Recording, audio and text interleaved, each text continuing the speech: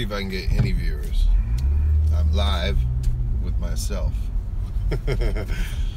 But I'm actually on my way to fly. It's 4:30. I got about 2 hours left of sunlight, which is just enough time to go rip all of my packs. And what I want to do, you can see I got my Kaiser dog right behind me. And I'm actually live streaming while I'm driving, so that should be interesting. And drinking coffee. Delicious, delicious coffee. But let's talk about what's been going on. So we upgraded our radio finally. It's been a while, but you know, the radio I got was for an entry-level radio. Had everything, and it really worked well. It had adjustable gimbals, and I cranked those suckers up, and it really had the stiffness. I really liked my radio. So I held off on upgrading for a while.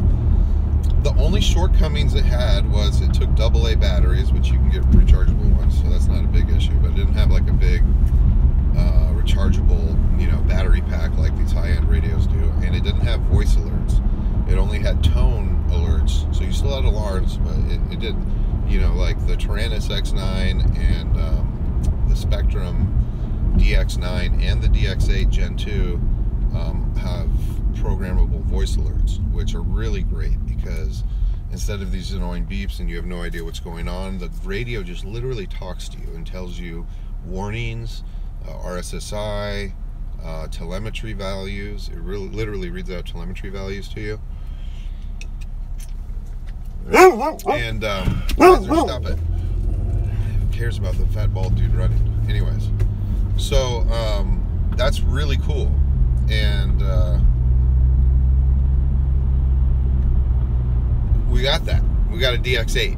So to me, because I was on the fence between getting the DX9 and the DX8, I ended up going with the Spectrum DX8 because to me it's the exact same radio as the DX9 with the exception of one less channel. It has the same diversity antenna system, the same range, and you're just paying for a different style, like fit and finish on the radio, but they're identical. They're the same radio. They have all the same features, the 250 programmable models, the 11 milliseconds of binding. It has the programmable voice alerts, which is that's the real thing that you want once you get up to from beginner to an intermediate to advanced pilot. You're going to want to have that on your radio. So I did a lot of research, and basically for what this radio costs, you'd have to spend 50% more just to go that extra channel and say you had a DX9. So to me, it wasn't worth it. The DX8 is a really good radio that to me has everything I need. I don't need to spend it, you know, if I don't have to spend $500, I get the same thing for $300. Why wouldn't I? Easy decision for me, or $350, whatever it was. Hell of a radio for the money. Really happy. I'm gonna go test it out for the first time. I already updated all of the airware on it. Did that like lickety split. I also downloaded all of my model memories from which I'll let you guys know this in advance. If you get a brand new DX8 out of the box, I don't know about the other ones, but the DX8, and you're transferring models from a weaker version of your Spectrum radio, your last radio version, you can download all the models, but it won't import them. It'll only import the first one until you go and update the airware. Once you update the airware, it will do what it's supposed to do. When you import all models, they will all go in there like they're supposed to.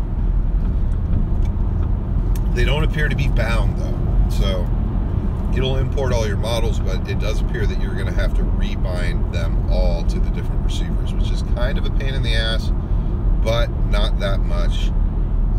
On my Theory XL, it actually has a bind button for that Spectrum telemetry receiver, so I can literally do that just out on the field on the quad. Then the other two, I did not leave the bind plug in there when I wired the receivers to the, I used a higher end silicone wire plug that Spectrum provides, some other crap I had that fits perfectly in that receiver, and I wire that directly to the flight controller. And I do believe I could probably go into CLI in Betaflight. Kaiser, stop it.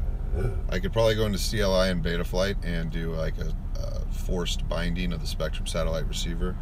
I'll research that tonight, but really I have a little tool that I made out of the bind plug. Basically what they give you with your satellite receiver. And my dog's awesome, but he's a pain in the ass. Like, he just smells derelicts and degenerates and shitty people, and he barks at them. They like look over at me like there's something wrong with me. It's like, nah, my dog doesn't like you, probably because you're a criminal or something. I don't know. Go away. He doesn't. He's particular who he doesn't like. He reads energy. Anyways, getting off on a tangent. Ooh, very bad connection. This might get squirrely in here, and then it'll come back. So let me just keep talking while I'm focused. So on the other two running quads that I have right now, I can just hook up my little device into them. I will have to pull the receiver out, or at least the plug out the back, and plug the other one in. And it has a bind plug already loaded in, and it just, basically, as soon as you apply power, it just forces the receiver into bind mode, and you bind it to your radio and then plug it back into the quad, and you're good to go. So that's what I got going on. Hold on. Connection will get better once I get around this hill.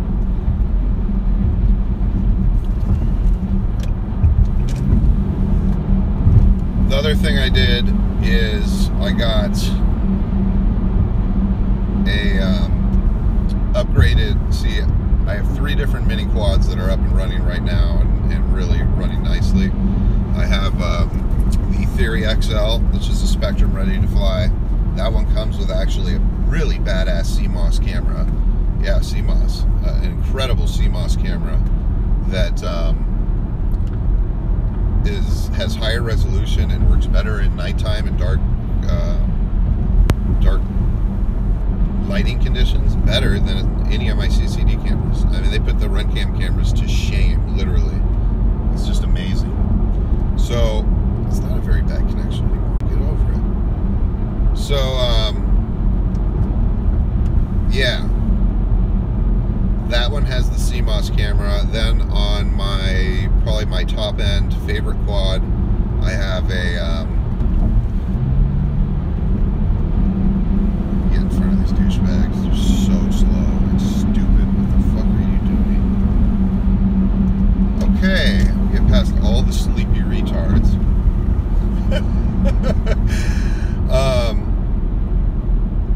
Shit. Where am I gonna fly? I gotta pick a spot. Somewhere close. Let's try Heather Farms. Since it's been raining, there shouldn't be any douchebags there. I got a lot of testing to do, so I just need a big open field.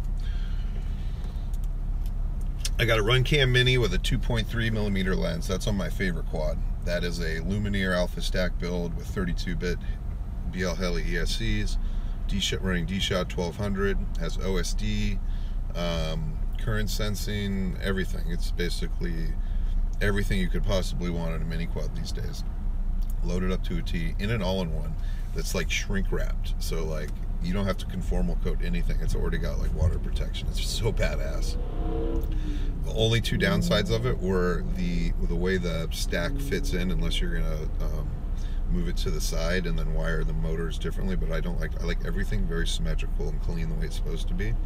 So I leave the stack the way it's supposed to be, with, you know, the arrow pointing forward. I'm not adjusting for board alignment or any of that crap. I don't like doing that. I've done it before. It's not a big deal, but I personally, when I do a build, I don't like that. I like it to be symmetrical, straight, the way it's supposed to be. Well, this one, the way it's designed, the USB port is in the very front, not on the sides, which if you were in any kind of a really tight frame build, you'd be totally fucked. There'd be no way you could access the USB unless you literally probably took apart your quad and possibly even popped off the camera and stuff.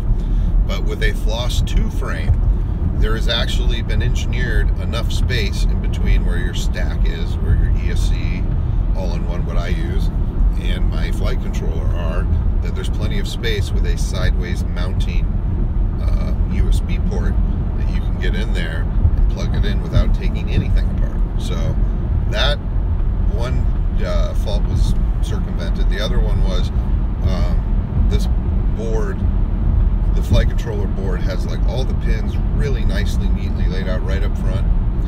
There's S-Bus, the video in, video out for the OSD. There's you know, 5-volt pad, and then there's nothing for Spectrum, right? So if you run FR Sky or S-Bus, whatever, you get that pad right there in the front.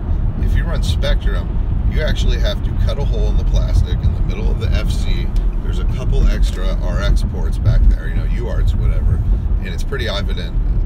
There's like an RX and a TX, and you put it on the first one there. I can't remember which one it was. I had a 50-50 shot, and I got it. So as soon as I put it on there, it read my serial receiver finally, because I had it on the S-Bus. I didn't know there was anything back there. I just figured, hey, this has to be where your receiver wires up. It's got to be it. And then when I was in beta flight, I was trying all the ports, and nothing was happening. So I was like, oh my God, what is going on? So I called Get FPV because it's such a brand new product. This Alpha Stack is unbelievable.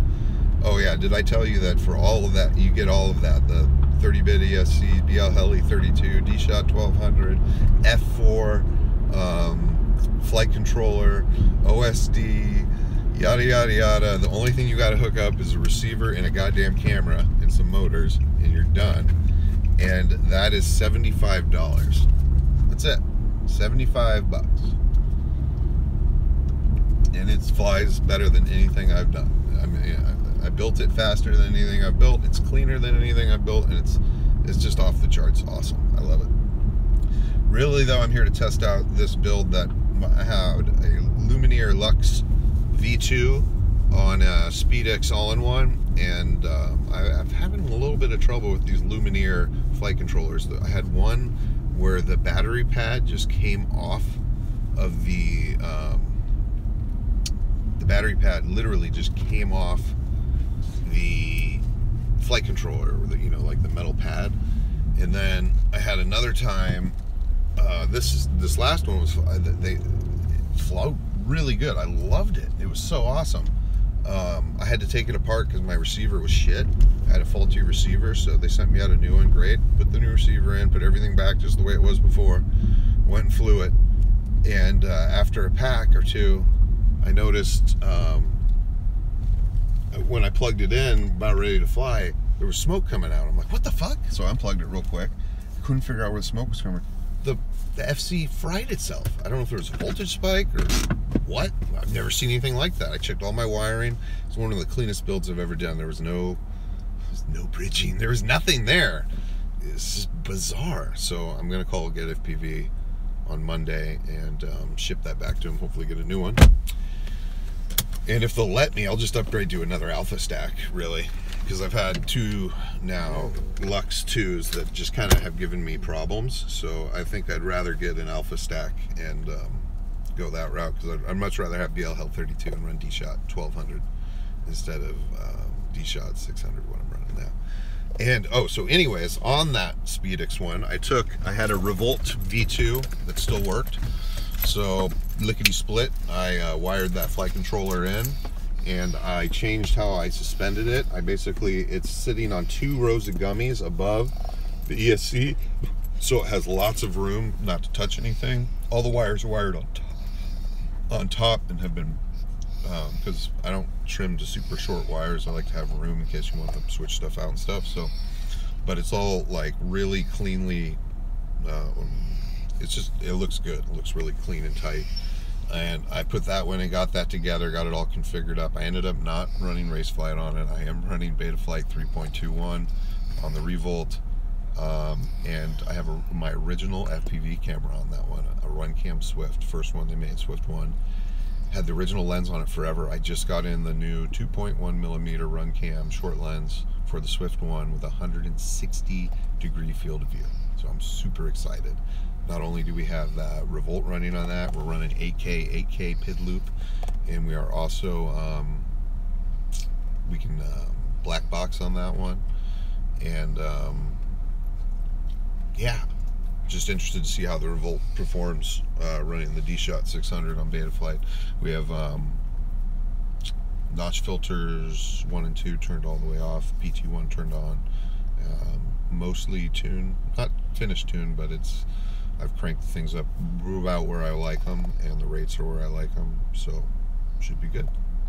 So I'm excited, and I got a brand new receiver in there, so I'm excited to test out the range because I got it's in there right now. So, all right, let's go out and have some fun.